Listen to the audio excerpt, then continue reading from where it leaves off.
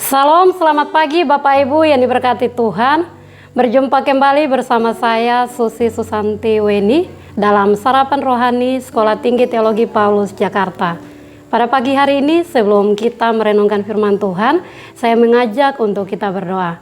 Mari kita berdoa. Bapa di surga, kami bersyukur kepadamu Tuhan. Pagi hari ini kami akan merenungkan firman-Mu Tuhan. Kami berkati agar firman-Mu ini dapat kami lakukan dalam setiap hidup kami. Di dalam nama Yesus Kristus yang adalah kebenaran itu kami telah berdoa. Haleluya. Amin. Firman Tuhan hari ini saya pilih bagi kita di dalam kitab Matius pasal 5 ayat yang ke-48. Firman Tuhan berbunyi demikian. Karena itu haruslah kamu sempurna sama seperti Bapamu yang di sorga adalah sempurna. Melalui firman Tuhan hari ini saya beri tema kesempurnaan itu hanya milik Tuhan Yesus. Bapak Ibu yang terkasih, hari ini kita akan merenungkan satu tema yang cukup menarik, yakni kesempurnaan. Kesempurnaan dapat diartikan sebagai sesuatu yang bersifat utuh dan lengkap atau tidak bercacat dan bercela, lengkap atau komplit.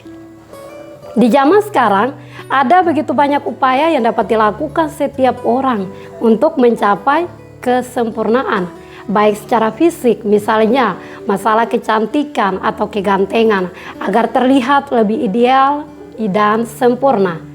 Namun perlu kita ketahui sebagai umat Kristiani, panggilan kita adalah untuk menjadi semakin sempurna di dalam persekutuan dengannya. Bagaimana kita dapat memaknai kesempurnaan itu hanya milik Tuhan Yesus? Kita akan merenungkan dalam beberapa bagian kebenaran. Yang pertama, Allah sebagai Tuhan kesempurnaan.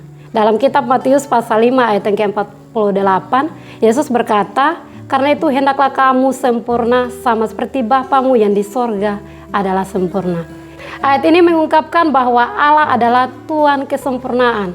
Tidak ada kekurangan, ketidaksempurnaan atau kecacatan di dalamnya. Segala sesuatu yang Ia lakukan adalah sempurna, baik dan indah.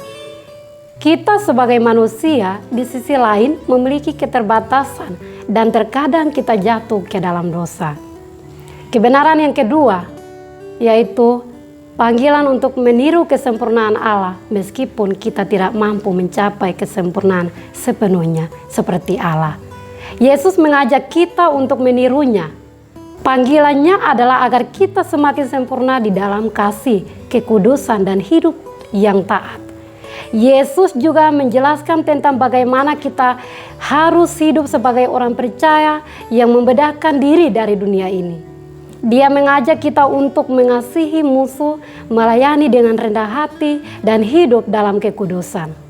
Kebenaran yang ketiga, kesempurnaan di dalam Kristus.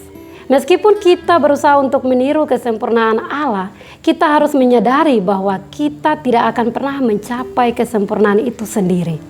Tetapi ada harapan yang terletak dalam Yesus Kristus. Dalam dirinya kita menemukan kasih karunia, pengampunan dan pertumbuhan rohani. Kesempurnaan kita terletak dalam hubungan kita dengan Kristus dan dalam pertumbuhan kita dalam iman.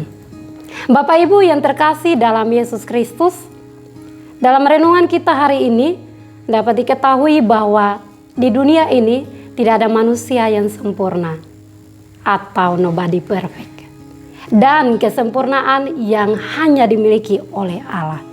Meskipun kita sebagai manusia tidak dapat mencapai kesempurnaan itu sendiri, kita dipanggil untuk meniru kesempurnaan Allah dalam hidup kita sehari-hari. Marilah kita hidup dengan rendah hati, saling mengasihi, dan mengandalkan kasih karunia-Nya dalam perjalanan kita menuju kesempurnaan rohani. Tuhan Yesus memberkati kita semua. Amin.